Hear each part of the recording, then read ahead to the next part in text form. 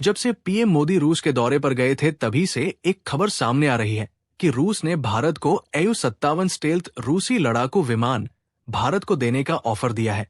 लेकिन हाल ही में चीन ने अपने 6th जनरेशन का लड़ाकू विमान को उड़ाकर दुनिया को दिखा दिया है। ये खबर मिलने के बाद से भारत को और ज्यादा मजबूत होने की जरूरत है ताकि हम चीन को टक्कर दे सकें। लेकिन आज एक ऐसी खबर आई है जिसके बाद इन सभी पर विराम लगता दिख रहा है। दरअसल रिपोर्ट्स में आया है कि भारतीय वायुसेना के एक अधिकारी ने, जो कि काफी सीनियर, ने बयान दिया है कि AU-57 लड़ाकू विमान अभी प्रोडक्शन से बहुत दूर है और रूस की वायुसेना को मिलने में ही अभी इसे 4 साल का वक्त कम से कम लगेगा। ऐसे में अगर भारत खरीदता भी है तो 5-6 साल के बाद ही हमें इस 57 मिल पाएगा। इसे मद्देनजर रखते हुए भारत की एक प्राइवेट कंपनी PTC इंडस्ट्रीज ने वो कर दिखाया है जो अब तक केवल अमेरिका, रूस, चीन, फ्रांस और UK जैसे देशों के लिए संभव था। ये कंपनी अब भारत में फाइटर जेट्स के इंजनों में इस्तेमाल होने वाले टाइटेनियम का निर्माण कर रही है। ये मेटल किसी साधारण मेटल की तरह नहीं है। इसे बनाने के लिए जिस प्रोसेस का इस्तेमाल होता है वो बेहद जटिल और सटीक है। इसे कहते हैं वैक्यूम आर्क रिमेल्टिंग प्रोसेस। दोस्तों, ये सफलता सिर्फ एक तकनीक पर महारत हासिल करने तक सीमित नहीं है। ये आत्मनिर्भर भारत के उस सपने की ओर एक बड़ा कदम है जिसमें हम अपनी जरूरतों के लिए दूसरे देशों पर निर्भर नहीं रहना चाहते। अब तक भारत को फाइटर जेट्स और स्पेसक्राफ्ट के लिए हाई ग्रेड टाइटेनियम जैसे मेटल्स आयात करने पड़ते थे, लेकिन अब ये कहानी बदल गई है। PTC इंडस्ट्रीज का कहना है कि 2026 तक वे 6500 टन टाइटेनियम उत्पादन की क्षमता हासिल कर लेंगे। ये एक ऐसी तकनीक है जिसमें टाइटेनियम को पूरी तरह से वैक्यूम यानी निर्वात में पिघलाया और तैयार किया जाता है।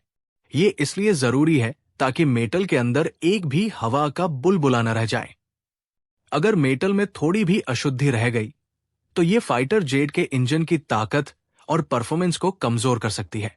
इस प्रोसेस में टाइटेनियम को बूंद बूंद करके पिघलाया जाता है और एक समान गुणों वाला मेटल तैयार किया जाता है।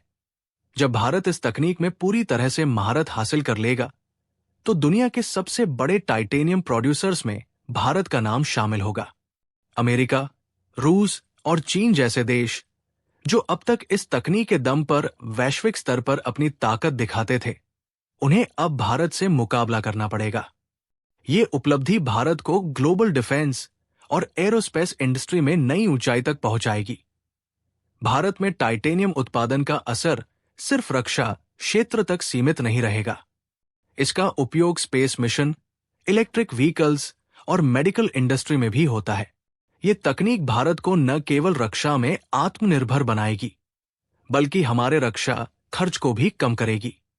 जब भारत अपने फाइटर जेट्स और अंतरिक्ष मिशनों के लिए मेटल का उत्पादन खुद करेगा तो हमें महंगे आयात पर निर्भर नहीं रहना पड़ेगा। दोस्तों, इस उपलब्धि से सिर्फ आत्मनिर्भरता नहीं बल्कि रोजगार के नए अवसर भी पैदा होंगे। एरोस्पेस और डिफेंस सेक्टर में युवाओं के लिए नई नौकरियां खुलेंगी। भारतीय वैज्ञानिक और इंजीनियर इस तकनीक को और बेहतर बनाने के लिए काम करेंगे। साथ ही ये तकनीक हमें टाइटेनियम से भी मजबूत और हल्के मेटल्स बनाने की दिशा में काम करने का मौका देगी। टाइटेनियम का उपयोग मेडिकल इंडस्ट्री में भी तेजी से बढ़ रहा है। आज मेडिकल उपकरण, हड्डियों के जोड़ और दांतों के इम्प्लांट्स बनाने के लिए टाइटेनियम का इस्तेमाल होता है। अगर भारत इसे सस्ते और कुशल तरीके से बनाना शुरू करता है तो हमारी हेल्थ केयर इंडस्ट्री में क्रांति आ सकती है। विदेशों से महंगे आयात की जरूरत खत्म हो जाएगी और भारत मेडिकल टूरिज्म के लिए एक नया केंद्र बन सकता है।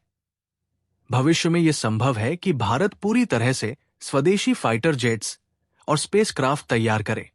ये तकनीक हमें अंतरिक्ष में भी नए कीर्तिमान स्थापित करने में मदद कर सकती है। सोचिए, अगर भारत अपने बनाए मेटल्स का उपयोग करके चांद या मंगल पर परमानेंट बेस बनाए तो ये पूरी दुनिया के लिए एक बड़ी उपलब्धि होगी।